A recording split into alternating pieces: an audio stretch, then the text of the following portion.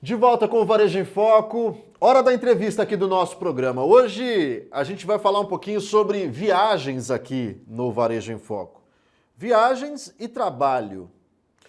E bom, quando viagem é a trabalho, quando o trabalho, enfim, o quanto agrega o conhecimento de culturas, o conhecimento de outras realidades do mundo para a profissão. A profissão, no caso, é a profissão de arquiteta. A nossa convidada é a Maria José Batistella, que é arquiteta profissional de anos de carreira e que tem se dedicado muito a rodar o mundo para absorver culturas, para se inspirar, para fazer projetos e, bom, tem dado resultado, Maria, pelo que a gente acompanha da tua carreira, inclusive daqui a pouco a gente vai falar. Premiação internacional, recebida em Los Angeles, nos Estados Unidos. Prêmio entregue, inclusive, das mãos do ator Rodrigo Santoro, meu amigo. Não é fraco, não. Maria, que bom que você está aqui com a gente. A gente tentou gravar esse programa contigo já há um tempo, mas a tua agenda é corrida. Seja bem-vindo ao Varejo em Foco. Obrigada. Eu que agradeço. Vamos contar um pouquinho quando é que começa essa coisa de rodar o mundo.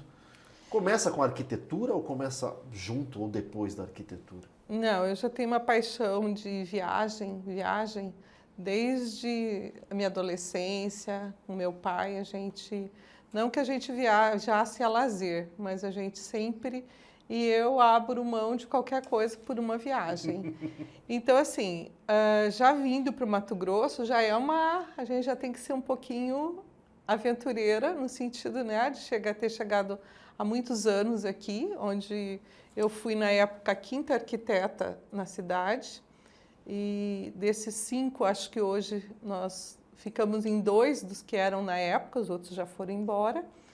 E claro que hoje chegaram muitos outros, né?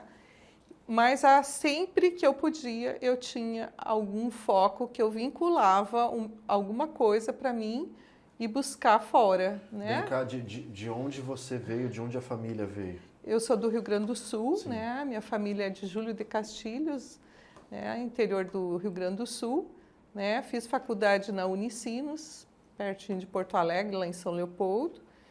E logo depois fiquei 1 ano em Porto Alegre e aí eu vim para desbravar o Mato Grosso. Quer dizer, o gosto, a paixão por viajar, por conhecer lugares e realidades, vem antes da arquitetura. De repente você entra na faculdade para iniciar essa carreira, mas já sabendo que uma coisa se alinhava e casava com a outra, evidente, né?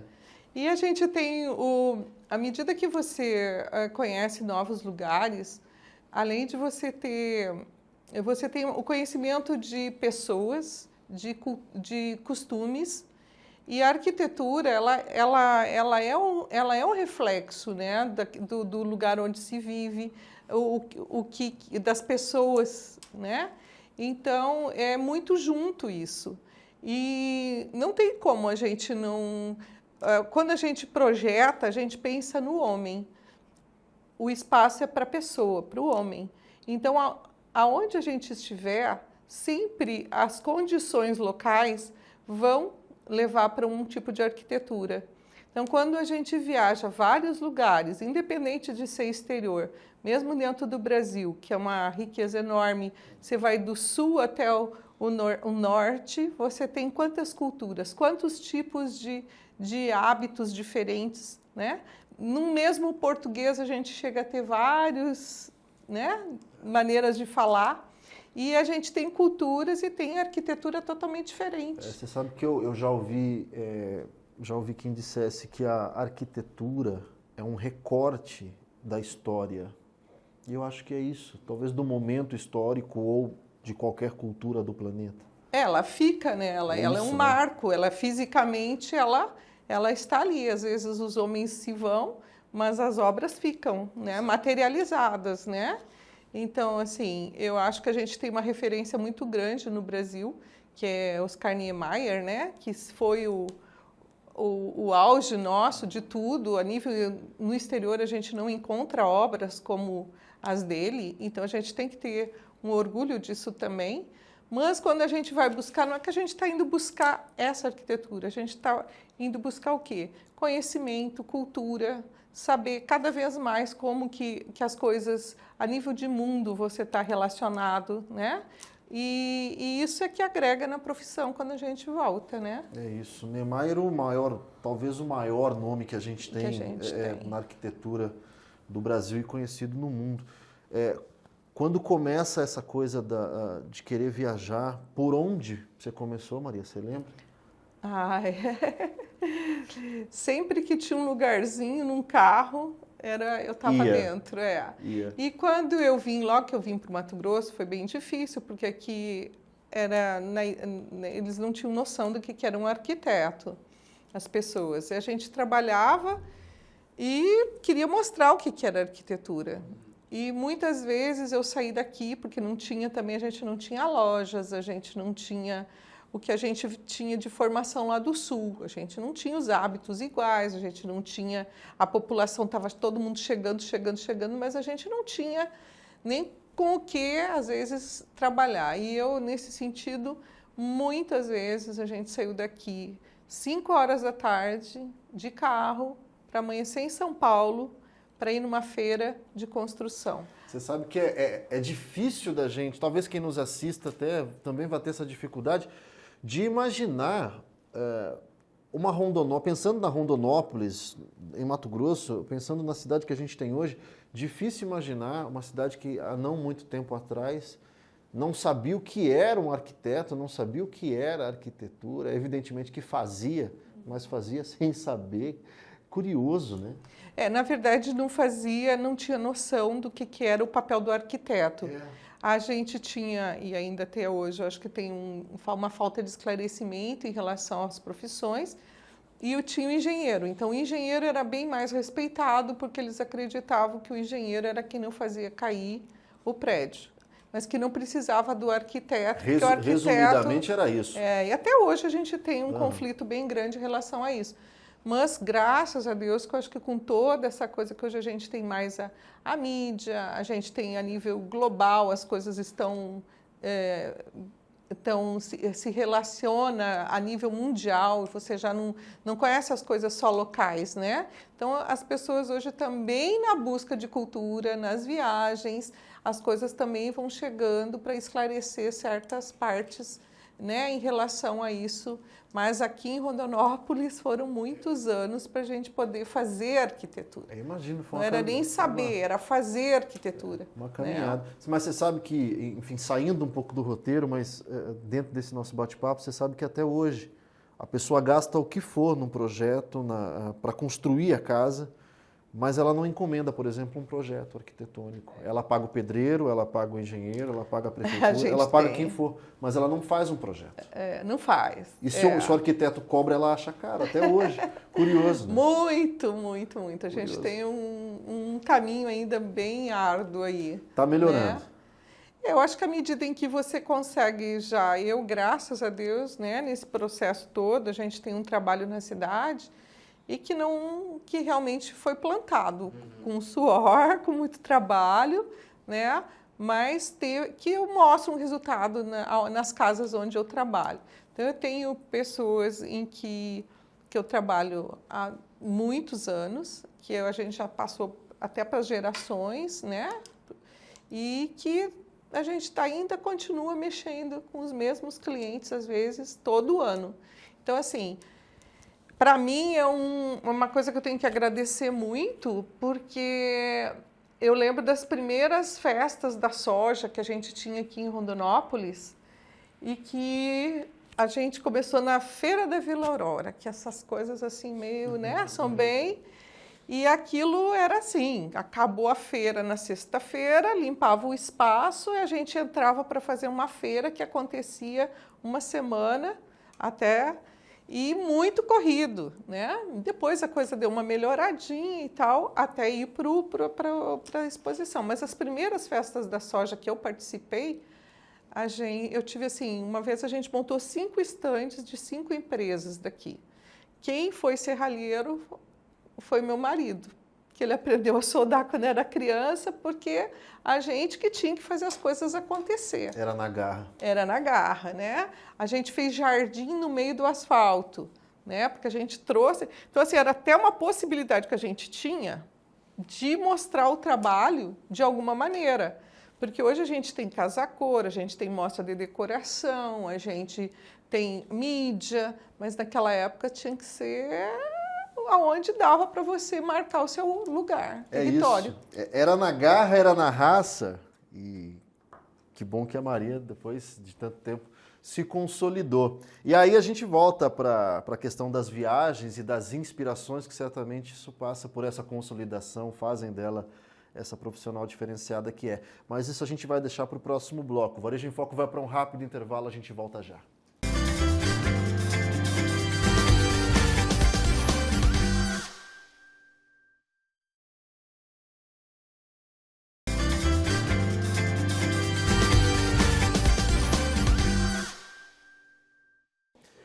De volta com o Varejo em Foco, dando continuidade à nossa entrevista. Esse bate-papo tão legal, tão especial com a Maria José Batistella, arquiteta, que, enfim, já rodou o mundo buscando inspirações e hoje está contando um pouco dessa história pra gente. E é, de fato, uma história muito inspiradora, Maria. A gente está fazendo esse retrospecto. Enfim, você falou, quando você chegou aqui, eram 5 profissionais para fazer toda a coisa se consolidar e enfim...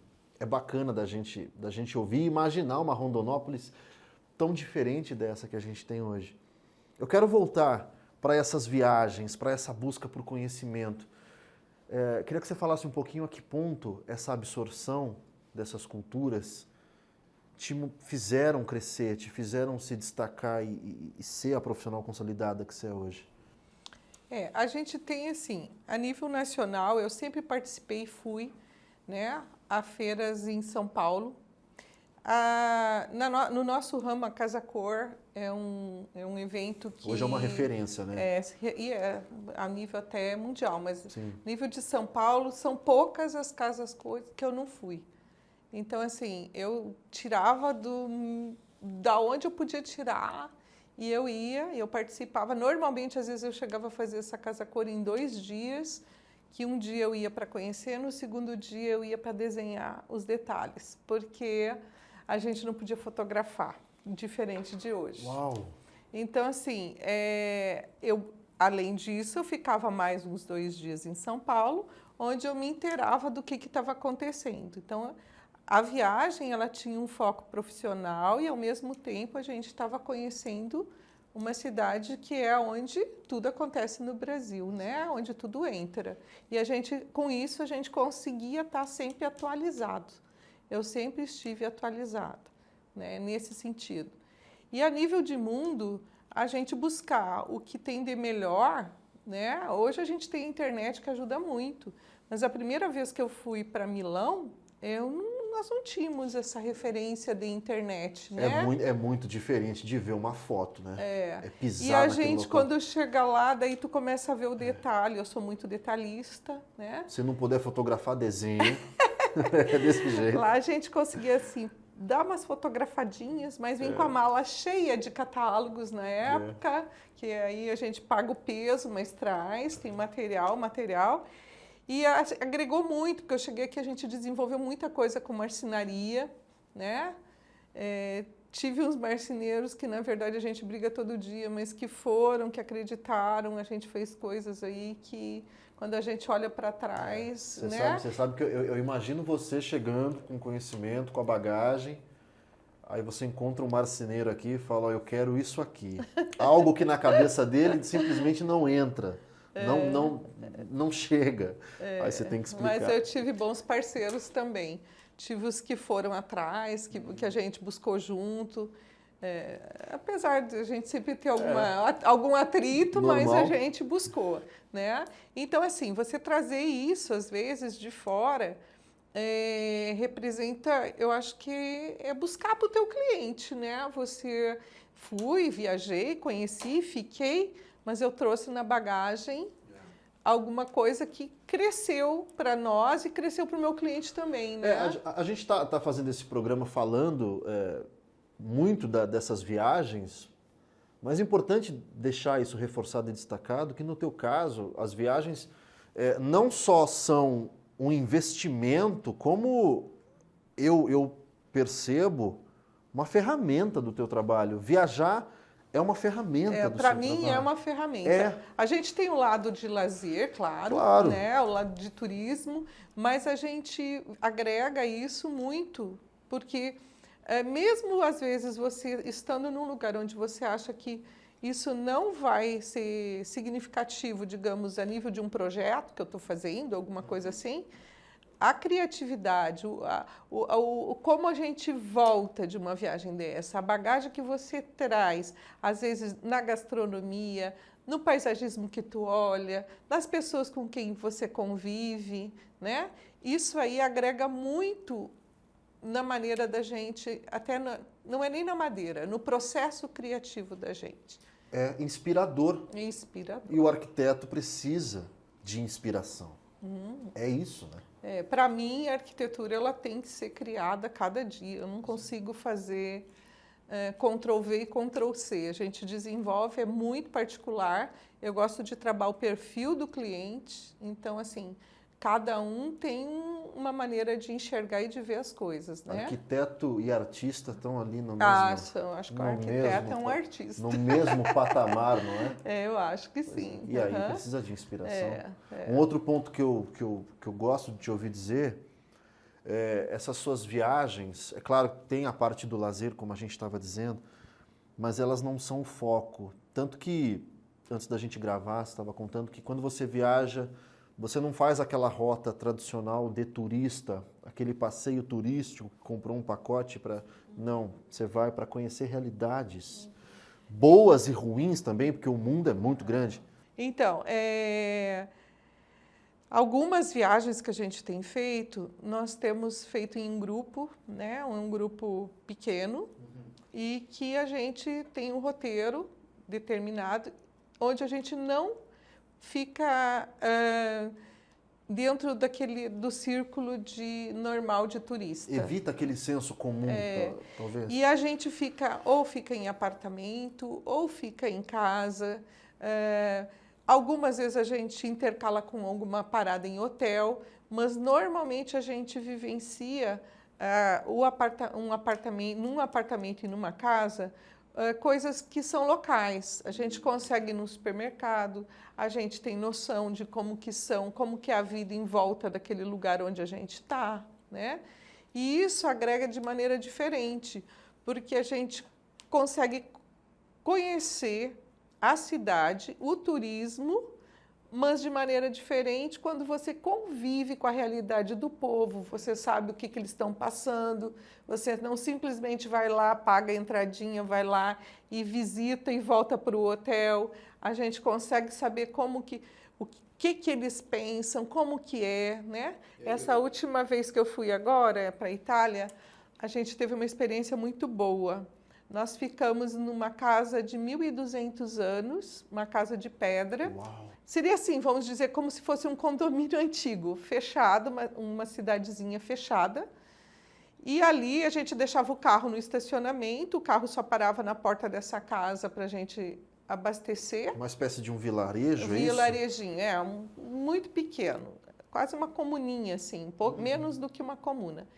E aí lá a gente conviveu tinha uma igreja, um bar na frente da igreja e as casas em volta, um restaurantezinho, não tinha supermercado, a gente fez compra na outra cidade e a gente conheceu a proprietária dessa casa. E ela é uma pessoa que também tem 33 anos, aí ela foi nos ofereceu um jantar e foi fazer esse jantar para a gente nos padrões italianos. Elas fizeram ela e uma amiga, fizeram todo o jantar, levaram os mantimentos que ela precisava, tudo de lugar de uma pessoa conhecida que ele mesmo produzia o queijo, ele mesmo produzia a batata. E aí ela nos contando, né? Uma pessoa com 33 anos, aí conta a realidade de como eles vivem.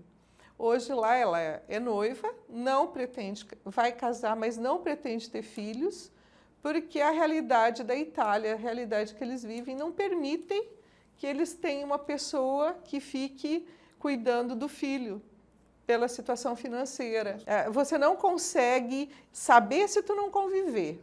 Então, com isso, a gente viu também como que a estrutura de um país desse hoje é em relação às pessoas de lá. Essa realidade despida, essa realidade crua, uma casa de 1.200 anos, uma casa de pedra num vilarejo, isso, acho que rota turística nenhuma te daria esse choque de realidade que é fundamental. Eu acredito que muita coisa agora, e vem, porque a gente, na medida que a gente já, quando eu cheguei, a gente já colocou isso, já várias pessoas, né, já começaram a abrir também para fazer uma rota similar a isso, né? Saindo do comum. Isso né? é muito bom. Então agrega muito, né? Agrega. Nessa casa mesmo, que lá tem todo um cuidado com o patrimônio histórico, a característica da casa é super conservada, e isso é a área da arquitetura, mas você vê um banheiro que é extremamente moderno, com todo o conforto que você pode ter, né? Com um excelente chuveiro, com uma água quente excelente, a casa com calefação, né? Você vê na cozinha, assim, que é toda interligada, mas uma máquina de lavar louça. Mistura de gerações. Então, aí. você vê que se agregou, levou a tecnologia, né? E a gente está lá, está bem colocado, né? Mas tem lá também a lareira. Faz o fogo na lareira, né? Então, quer dizer, isso aí é o que a gente traz depois, que agrega para as coisas que a gente vem trabalhar. Isso para o profissional é de fato beber na fonte. Ó, a gente vai dar uma pausa bem rapidinho aqui no nosso programa, mas vamos continuar contando história aqui no terceiro bloco, inclusive falar dessa premiação internacional que a Maria recebeu das mãos do Rodrigo Santoro, não é fraco não, lá em Los Angeles, nos Estados Unidos. O Varejão Foco vai para um rápido intervalo, a gente volta já.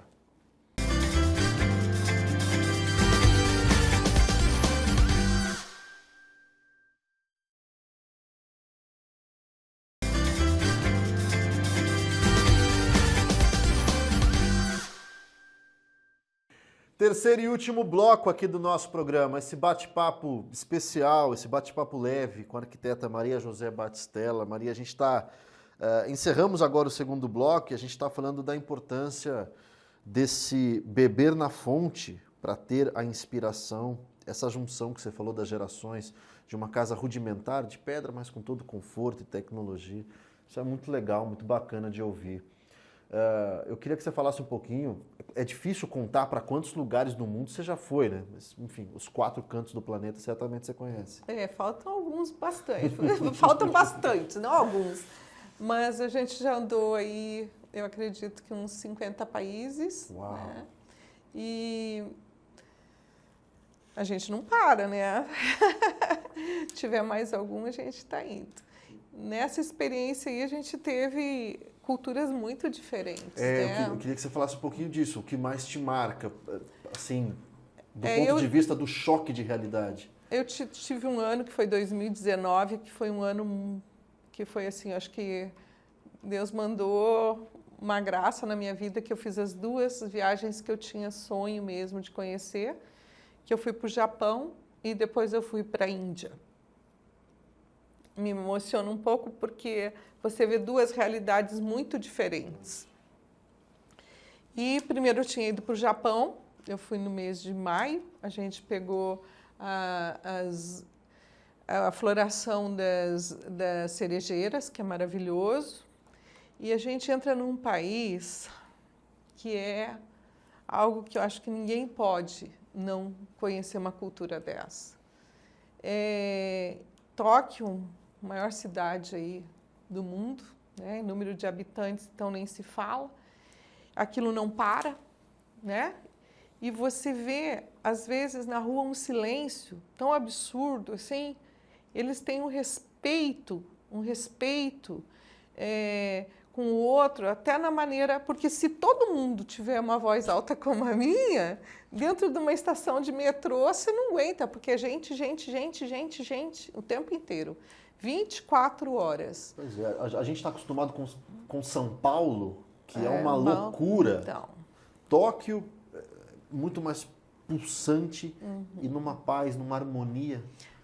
A gente vê aquele agito, né? Porque eles trabalham muito, eles têm todo um... Mas a gente vê assim, no trem, eles conseguem... todo mundo, o vagão está cheio, eles estão em silêncio, está todo mundo concentrado, centrado nas coisas, e você não vê aquele barulhão, aquela coisa, né? E a outra coisa também do Japão que a gente foi viver depois, né, é o respeito com o outro. Antes da gente saber o que era usar máscara, né? Pois é. A gente usou máscara Sempre lá. usaram máscara. Assim, a gente até fez como a minha colega que organiza as viagens, ela falou, não, a gente tem que botar essa máscara e atravessar a via mais movimentada de Tóquio. Aí a gente levou na brincadeira. Mas dentro do trem, essa época que a gente ficou lá foi a época da floração das flores da cerejeira. E aí tem muito pólen e eles têm muita alergia. Então, eles usam muito para se proteger. E quando alguém está gripado ou tem alguma coisa nesse sentido, eles usam para não passar para o outro.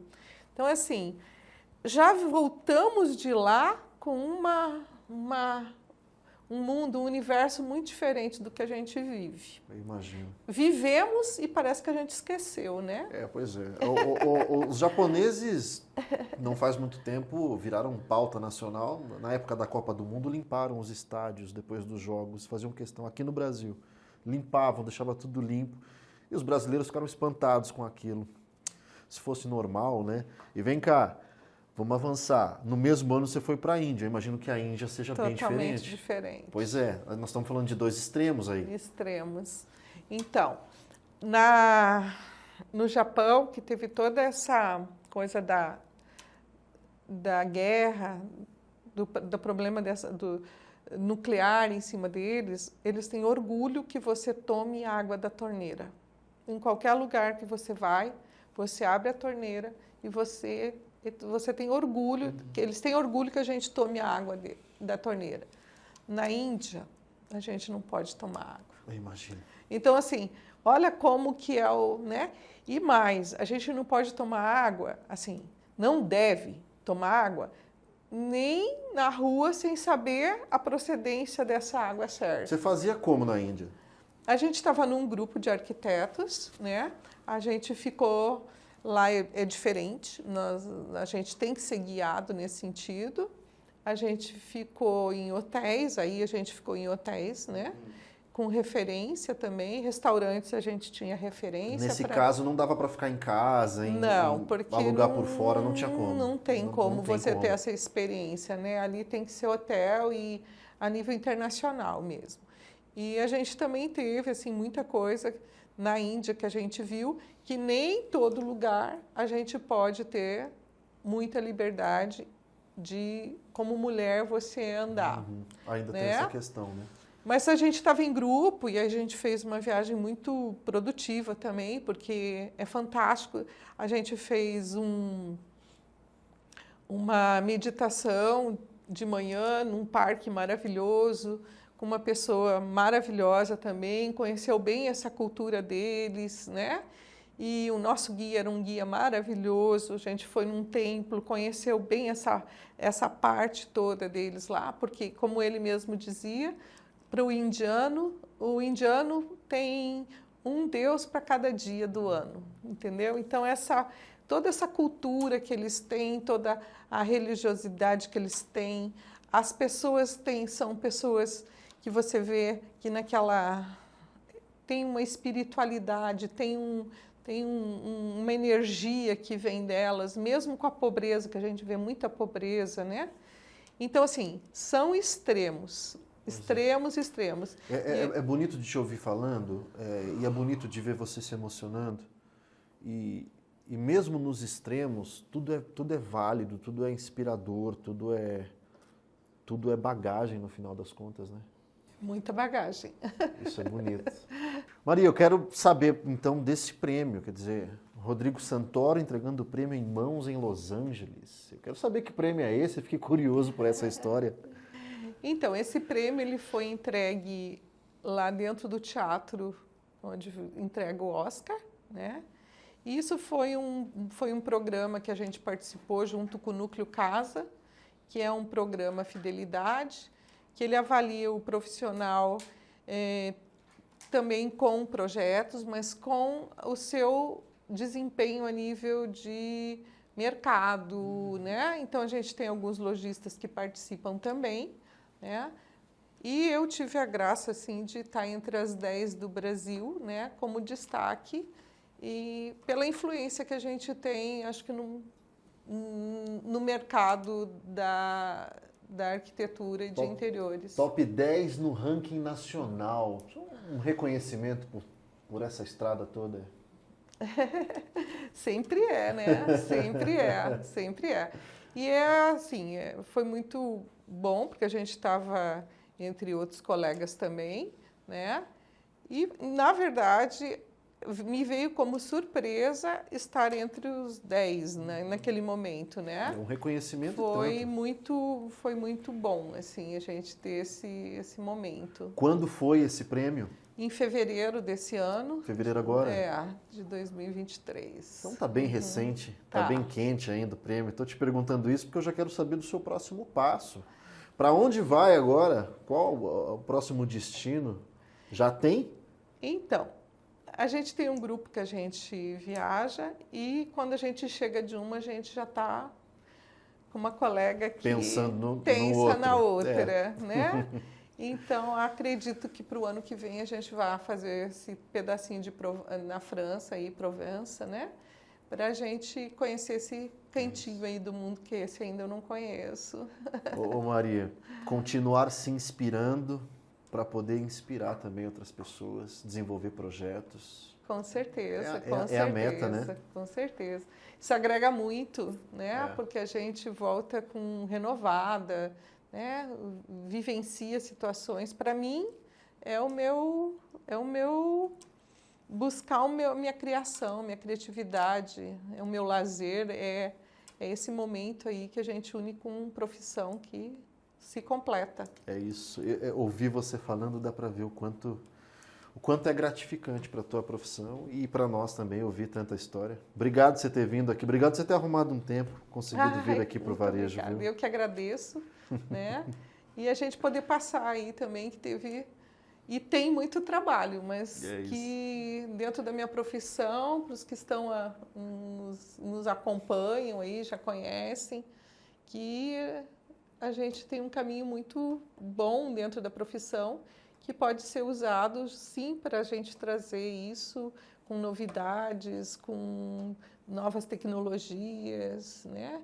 E nunca esquecer o ponto principal que é a gente trabalhar para o outro, né? A gente ter essa referência de trabalhar para a pessoa, para o ser humano. É isso. A Maria José Batistella, arquiteta, referência como profissional e recheada de histórias inspiradoras, recheada de muita bagagem que foi construindo ao longo dos anos, ao longo da carreira. E tenho certeza que inspirou também você que está aí assistindo. Sempre a busca por conhecimento, isso é o fundamental, isso é o mais importante no fim das contas. A gente vai chegando ao final da edição de hoje do nosso programa, agradecendo a TV Cidade Record pela abertura do espaço e agradecendo imensamente a você pela sua audiência. O Varejo em Foco é um programa realizado e produzido pela CDL de Rondonópolis em parceria com os sites de notícia Primeira Hora e o Agora MT. E a gente se vê, claro, na próxima semana. Tchau, tchau.